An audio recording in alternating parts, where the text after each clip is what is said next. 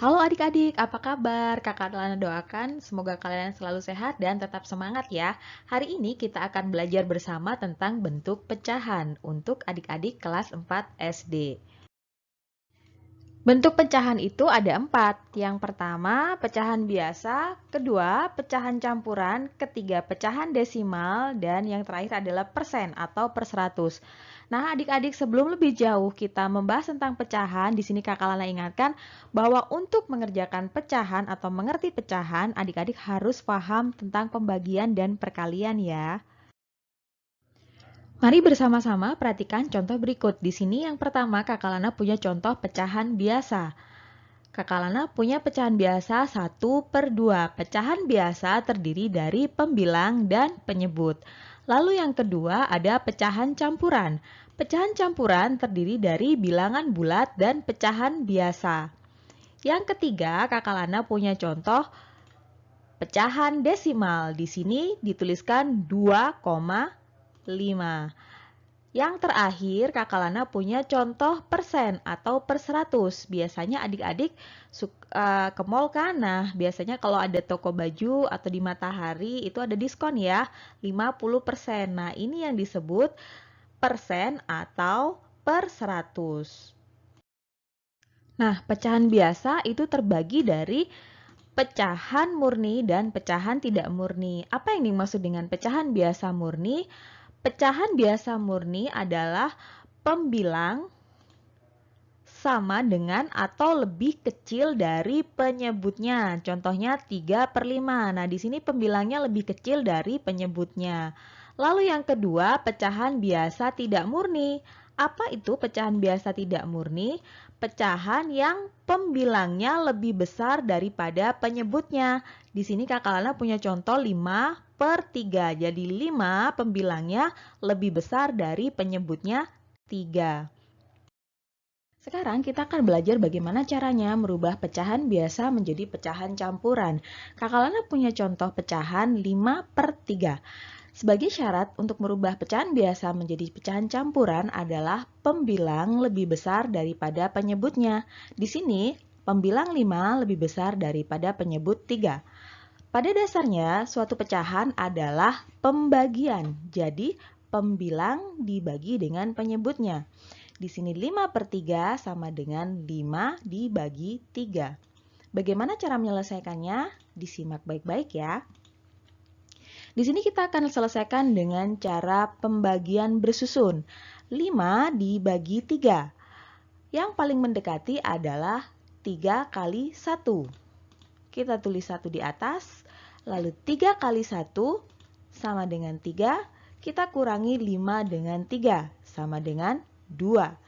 Nah, dari hasil pembagian bersusun ini kita bisa menyusun bilangan campurannya. 1 sebagai hasil pembagian dari 5 bagi 3 kita jadikan sebagai bilangan bulatnya.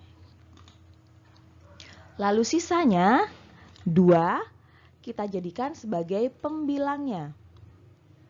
Dan pembaginya atau penyebutnya tetap menjadi penyebut. Jadi 5 dibagi 3, hasil yang mendekati adalah 1.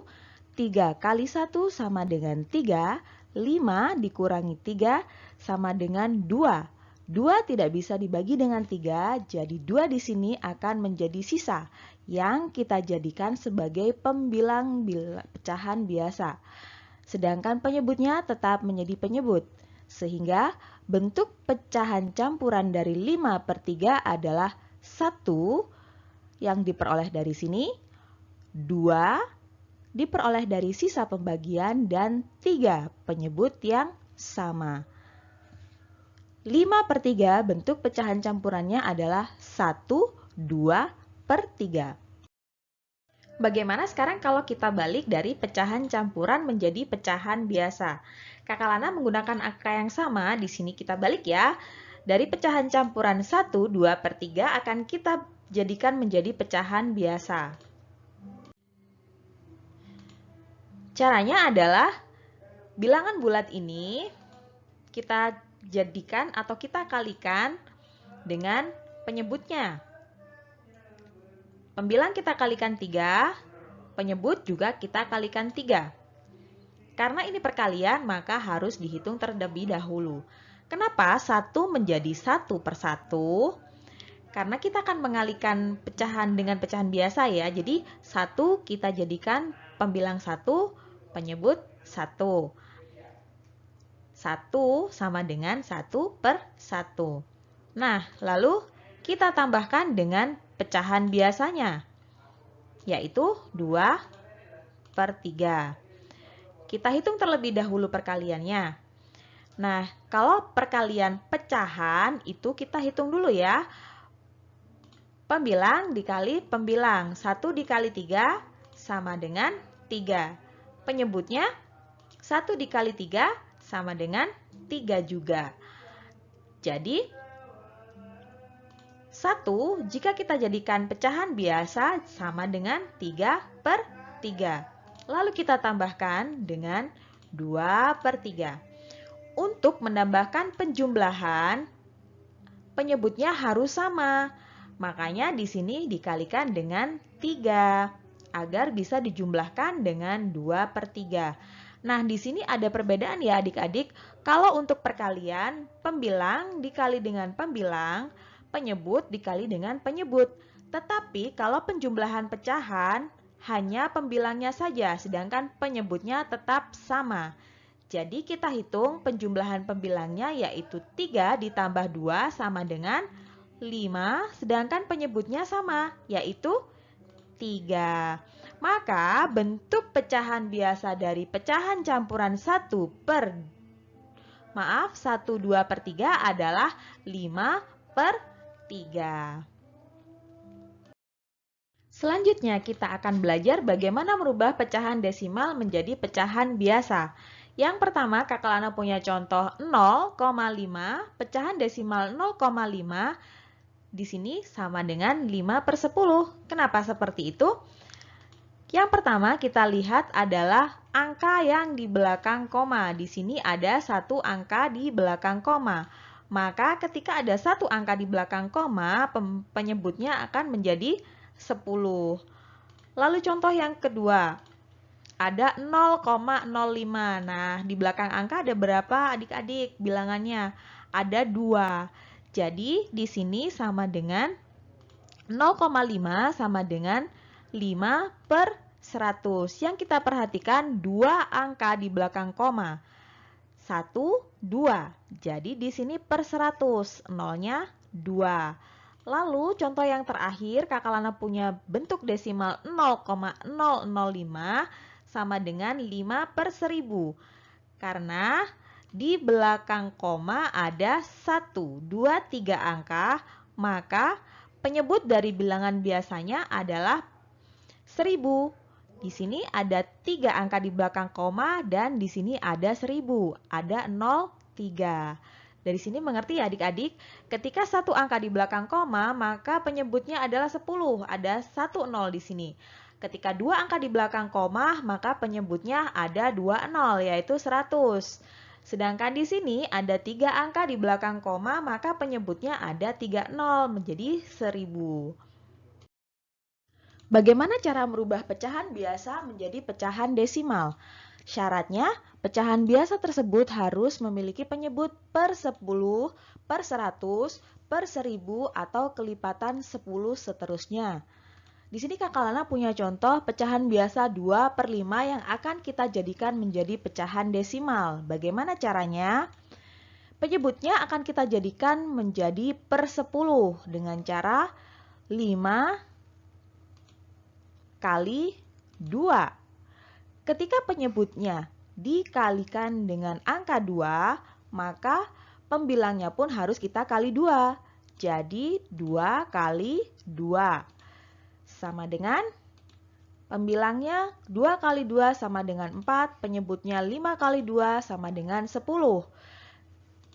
Ketika pecahan biasa sudah menjadi 4 per 10, maka kita jadikan pecahan desimalnya menjadi 0,4. 4 di sini adalah pembilangnya, sedangkan satu angka di belakang koma ini menunjukkan per 10.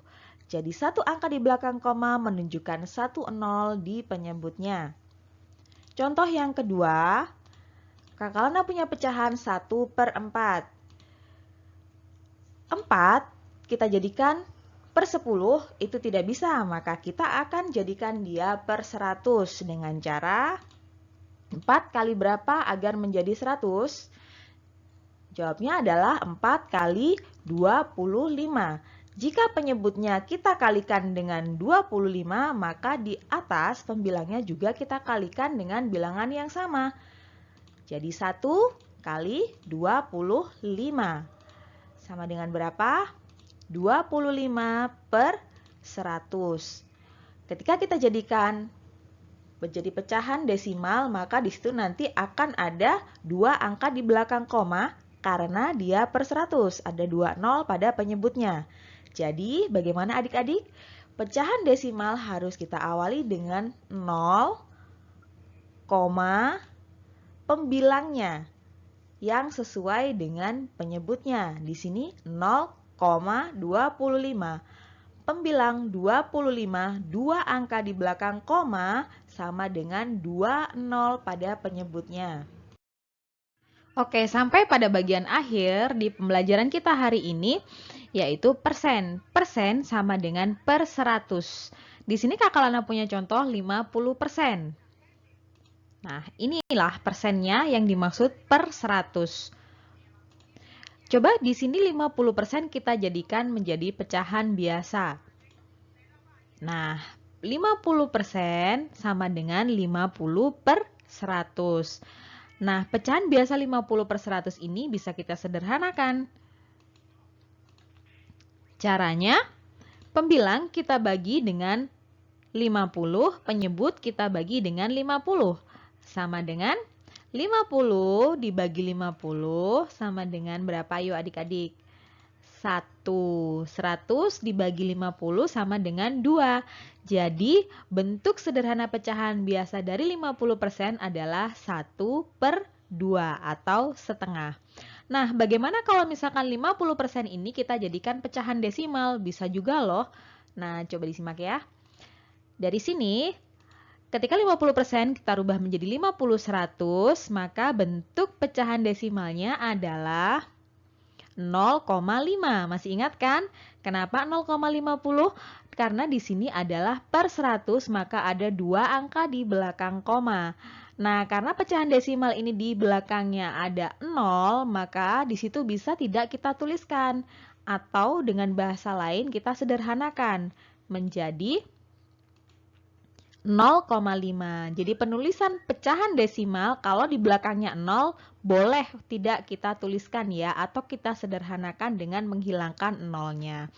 Nah, adik-adik sangat panjang ya pertemuan kita hari ini. Semoga adik-adik bisa mengerti. Kalaupun masih bingung dengan apa yang Kakak Lana sampaikan, minta tolong ayah, bunda, atau mama papanya mendampingi untuk mengulang kembali apa yang Kakak Lana sampaikan. Semoga materi ini bisa membantu adik-adik untuk mengerti dan mengerjakan tugas-tugas sekolahnya. Tetap semangat ya semuanya. Kakak Lana sampaikan terima kasih atas perhatian adik-adik, dan untuk Kakak Lana lebih semangat lagi membuat materi yang lain, jangan lupa ya adik-adik bantu untuk klik subscribe, klik like, tinggalkan komen, dan share materi ini ke teman-teman yang lain. Sampai di sini, terima kasih dan sampai jumpa.